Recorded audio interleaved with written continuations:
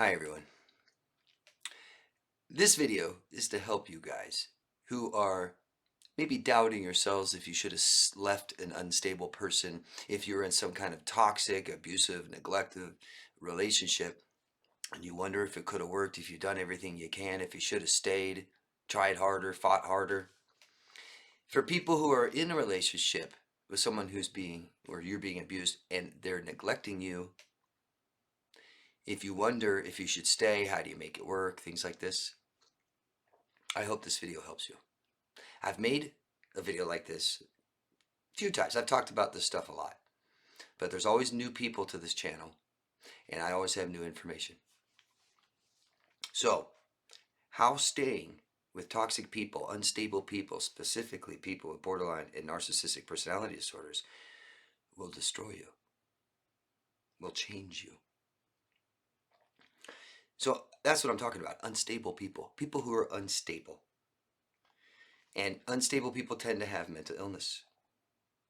Mental disorders, personality disorders, such as borderline and narcissistic personality disorders, are very, very serious mental illnesses. And I talk about these because they're extremely high in neglect and abuse, big time. Relationships with people like this can force you to stay with them forever, lose yourself, and even kill you. And that's not being dramatic at all. And I'm not talking about physically, like take your life like that. I'm talking about kill you from the inside out. Borderlines and narcissists are unstable people. They're up and down. They're all over the place. They're impulsive at work, with living arrangements, relationships. They're emotionally unstable. This makes relationships they have unstable.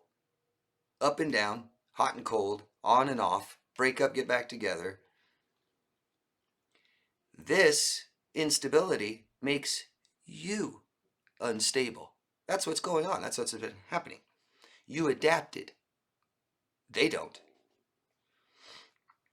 The good, the bad, the good again, the bad again, the hot and the cold, the trauma and soothing.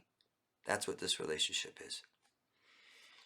This forms a trauma bond, codependency, addiction to this relationship. You believe you need it. What's happening? Stress. This is all about stress and what it's doing to your nervous system, your autonomic nervous system. It's meant to protect you, provide safety, and keep you calm. How's that working? For those of you that are in these relationships, let me know down below. Feel calm? Feel safe? Prolonged stress stops the functioning of this nervous system, of your nervous system. You have an abundance of stress chemicals meant to fight or flight danger, and you have no more soothing anymore. This could take years to fix.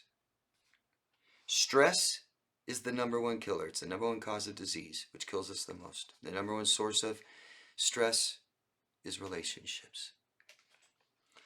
Relationships is the biggest source, meaning it's killing you. Psychologically, the psyche, the self, what's it doing to our self?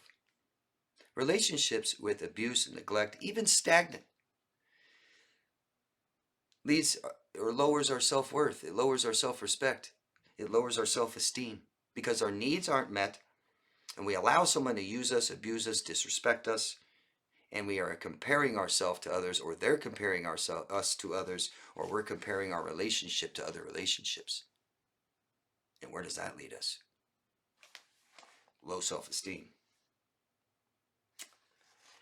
We go from I need this to I don't deserve anything better. That's your self-worth. This combination is destructive. It rewires our way of thinking, the way our brain works. We lose ourselves. We sacrifice, we compromise, we neglect, and we're traumatized. We do not have our emotional needs met. Many of you don't even know what they are. They don't. They don't care what yours are. They've never met them. They don't value what you value. You know, those morals, those things. Yeah, sometimes isn't okay. Saying it and not doing it is not okay. If you allow them in your life, you've compromised who you are.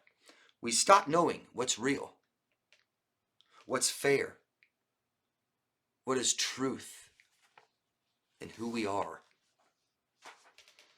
You stop asking for what you want. You stop telling them what's wrong. You are more careful every day. You stop sticking up for yourself. You stop even fighting. You give up.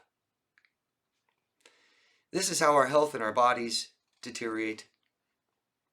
A sense of ourself disappears. This is why the biggest symptoms of this relationship are self-doubt, anxiety, depression, migraines, digestive issues, cancer, mental illness, disorders, PTSD. We stop planning our future, don't we? We stop planning for the things that we want to achieve, to attain, to try, to do, to learn, to make.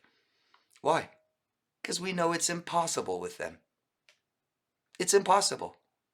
It's not just for the last year. It goes forever, and it gets worse. They're holding you back now.